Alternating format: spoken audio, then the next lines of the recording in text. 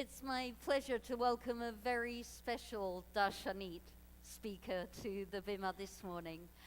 We're welcoming Liliane Algazi.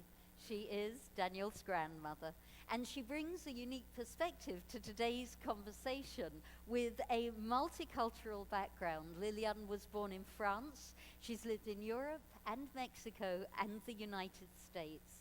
And her view on Torah and on life is informed by all of that richness, as well as by her curiosity and her passion for learning. And Liliane, welcome to the Bima. We're very excited to hear what you have to say today.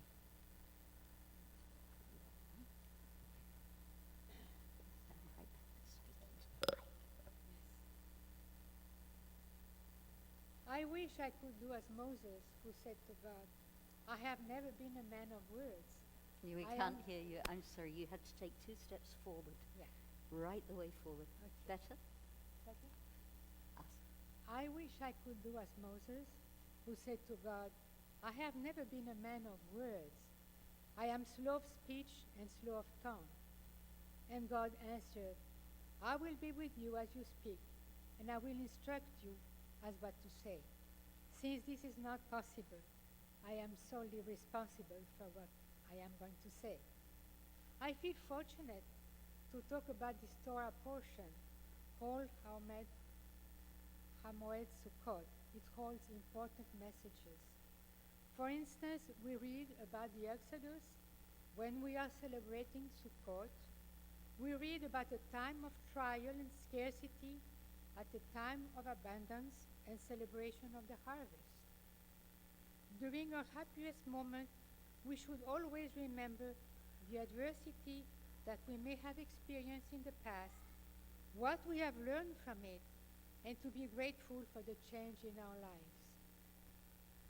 In this Torah portion, we also find the reason why, as we all know, Judaism is more about deeds, about actions, than about beliefs and thoughts.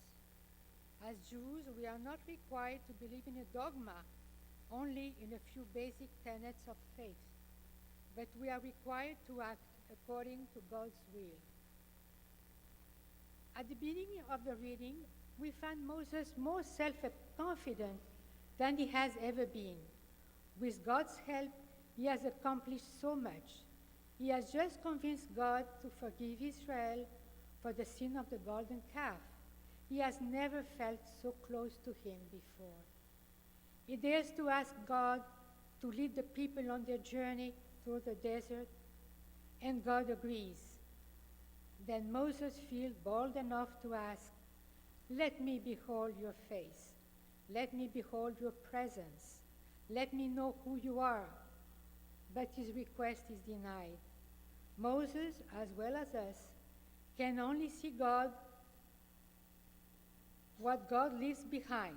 We can understand God's nature only through his actions in the world and in our lives. On top of Mount Sinai, God reveals to Moses his 13 attributes of mercy, which we recite during the high holidays and in other occasions. It is a very moving prayer with a beautiful melody. God is merciful both and after man has sinned and repented. He is compassionate, gracious, slow to anger, kind beyond man's deserts, truthful.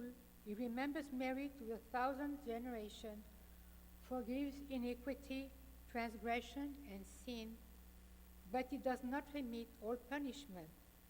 There are consequences to our actions. Previously, God had spoken to Moses about his grace, his freedom to choose to whom he would be gracious and merciful. Rashi reassures us. Because of the covenant, if we invoke the 13 attributes in times of need, they will prove to be effective. On Mount Sinai, God renews his covenant with Moses, giving him another set of 10 commandments.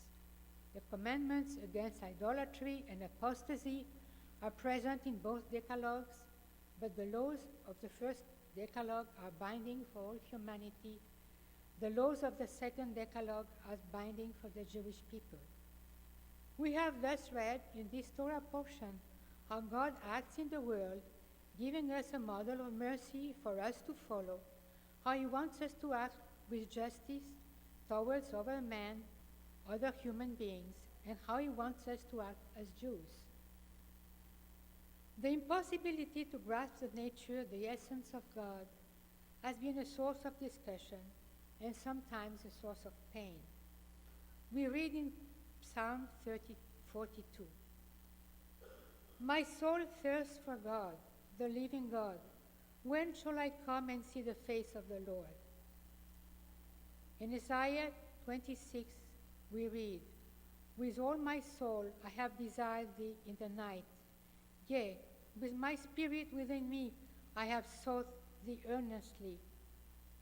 Yehuda Levi, the 12th century Spanish Jewish poet, writes, "To see the face of my king is my sole desire. If I saw him in a dream, I would continue to sleep for all eternity. If I might behold his face within my heart, my eyes would never ask to look at anything else."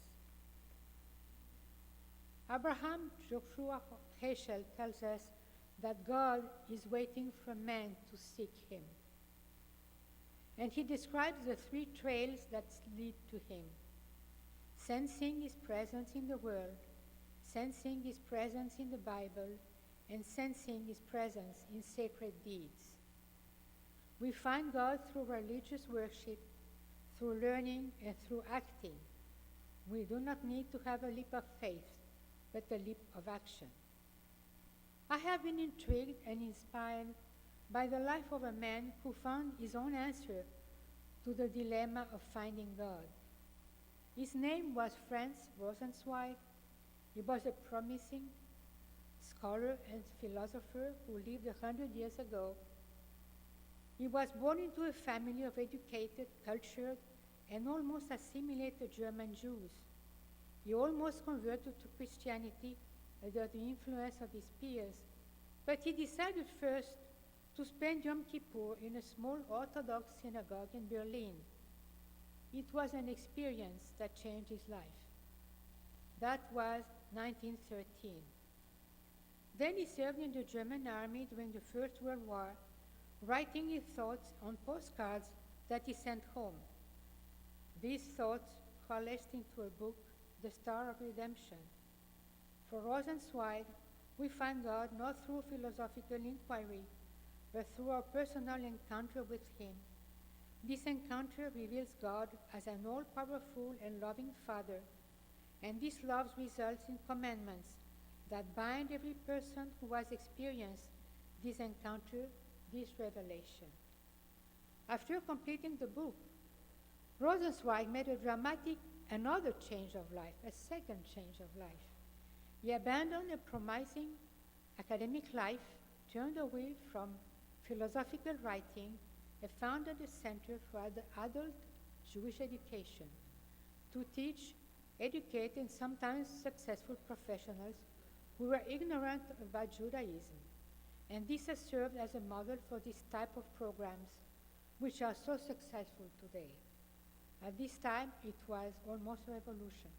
Today, it is so common. Teaching Judaism is a mitzvah. Rosenzweig proved that a person can have both a leap of faith and a leap of action. I will conclude by quoting Rabbi Bradley Shavit Artson. Judaism has always insisted on translating philosophy into action. The balance of deed and creed is a realm of mitzvah, where God's will and human integrity meet in practice. Shabbat Shalom and Chag Sameach.